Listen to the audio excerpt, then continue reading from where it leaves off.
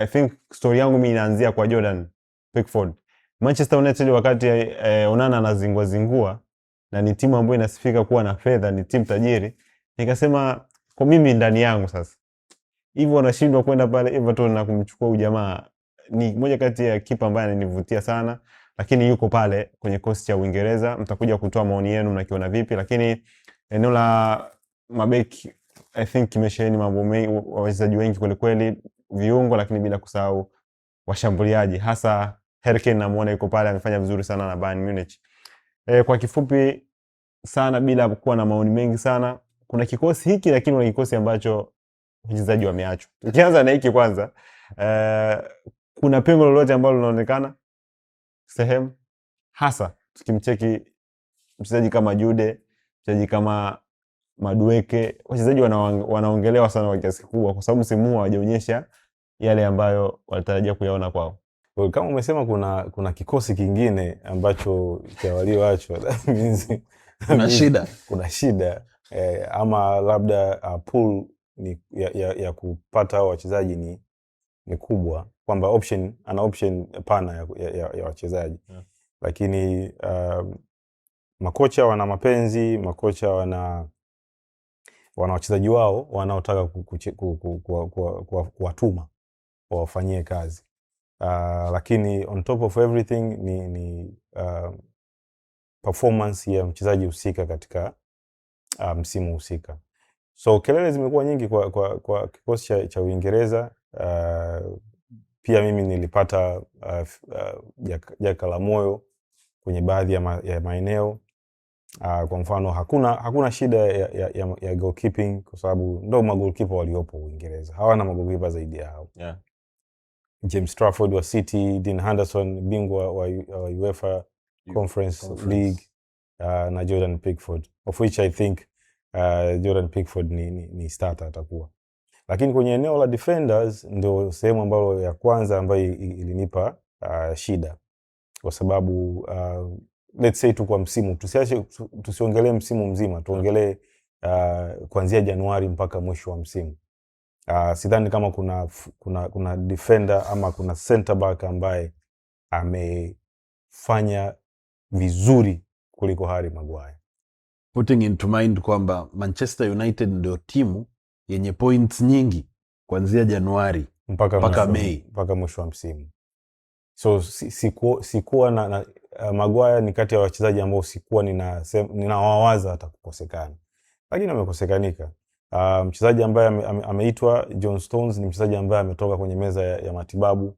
Sidhani hata kama anafikisha dakika 100 collectively kuanzia Januari mpaka mwisho wa msimu. Simrate sana Ban, hata Jarell Konsa kule Bayer Leverkusen hajawa na msimu bora kuliko Harry Maguire. So sijajua why amemwacha Thomas Tuchel. Lakini kwenye sehemu ya midfield sikuwa na wazo kama Jordan Henderson atakuwepo kwenye kikosi. Yeah. Sikuwa na muwaza kabisa.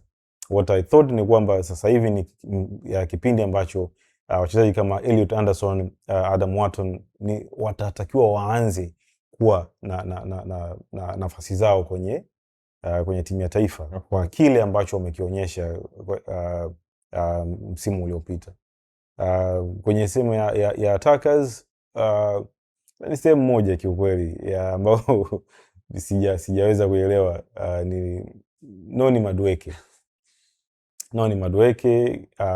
Sikudhani kama angepata nafasi ya kwenda World Cup. Pamoja na msimu ulivyokuwa kwa Cole Palmer, Phil Foden, still walikuwa wana nafasi kubwa mbele ya Noni Madueke. So kila mtu ana grievances zake, lakini Uingereza zimetokea kelele nyingi kwa sababu takriban maeneo yote matatu yalikuwa yana shida. So tumwachie hayo kwa sababu mwisho wa siku Thomas Tuchel akifanya vizuri ndo atawafunga Waingereza mdomo. Lakini akifanya vibaya nadhani ni swala ambalo linaweza likamfanya atafute kazi nyingine, kwa sababu Uingereza unajua namna wanavyokuwa na pressure na walimu wa kwenye timu ya taifa. So the only thing yeye anaweza akasurvive ni Uingereza kufanya vizuri kwenye World Cup hii. Mimi nadhani imefika mahali hao wachezaji ambao wamekaa kwa muda mrefu kwenye timu za taifa wao wenyewe waone hatuna kitu cha kutoa kwenye hii timu ya taifa, basi wajiweke pembeni wenyewe. Mbona kwenye timu hizi za kawaida watu wanafanya hivyo? Timu za Kwa Griezmann kwa mfano, Griezmann ukimwangalia Griezmann ni mchezaji ambaye anaweza akaendelea kucheza Atletico Madrid, lakini kaona waachie nafasi wengine waje kucheza. Sasa timu ya taifa mpaka sasa hivi una Henderson, kama unashabiki kwa soka anaifadhilia England na anacheza kwenye zile simu ndogo za PS, zile simu ndogo za kucheza magame, mmoja hapa yupo vile vikatuni vile yupo mshikaji, alafu mpaka sasa hivi hataki kukaja bwana. Hebu tupe kile kikosi ambacho kabla I think kitu cha kunihuzunisha mimi zaidi ni kwamba mimi sio shabiki wa Manchester United wala sio shabiki wa Manchester City, lakini nimesikitika sana kuona John Stones anacheza dhidi ya Harry Maguire.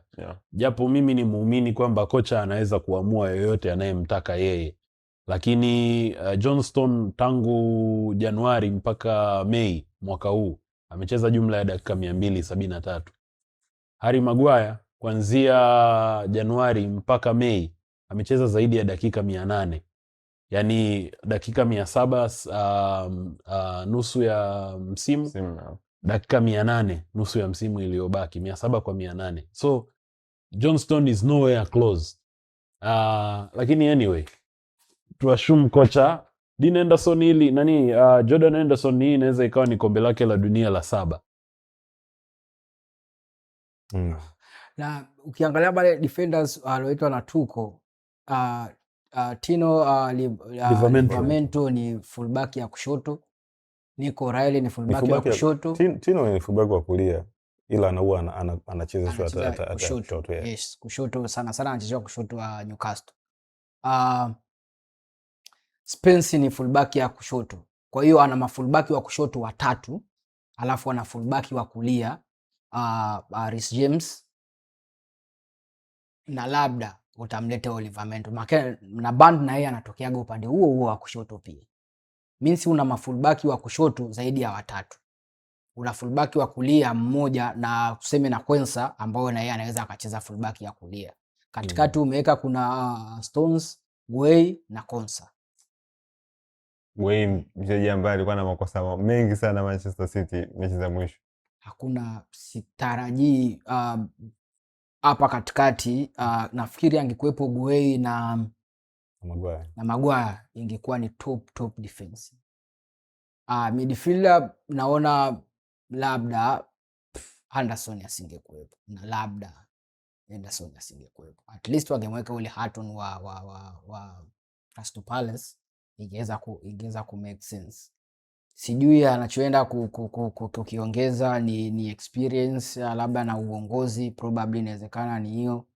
Kwa upande wa attackers, mimi ni shabiki wa Arsenal, lakini pale kwa Madueke kidogo Black Maradona, Noni Madueke.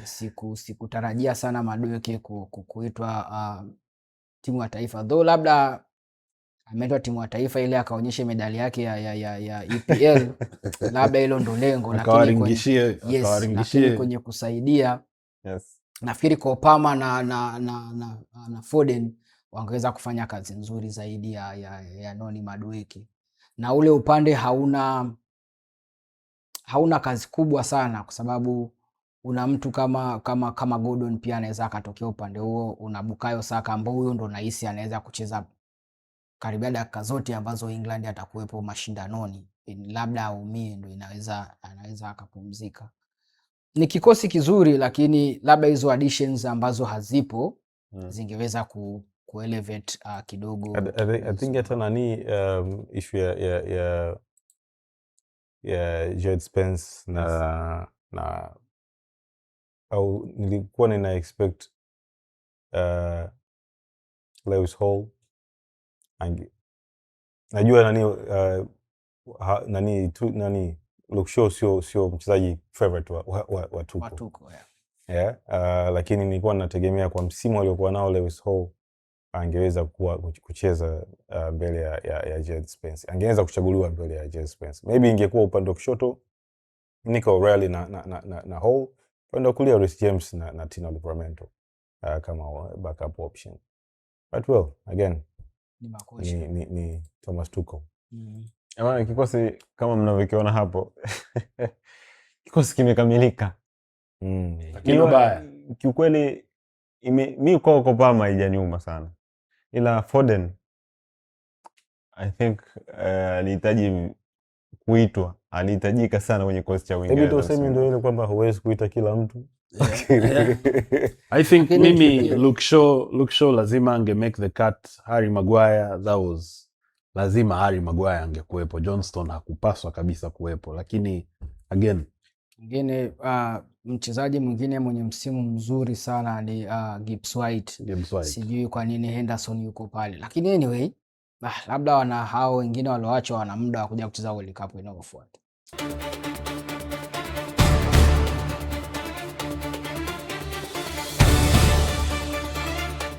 Game time, tuonavyo sisi.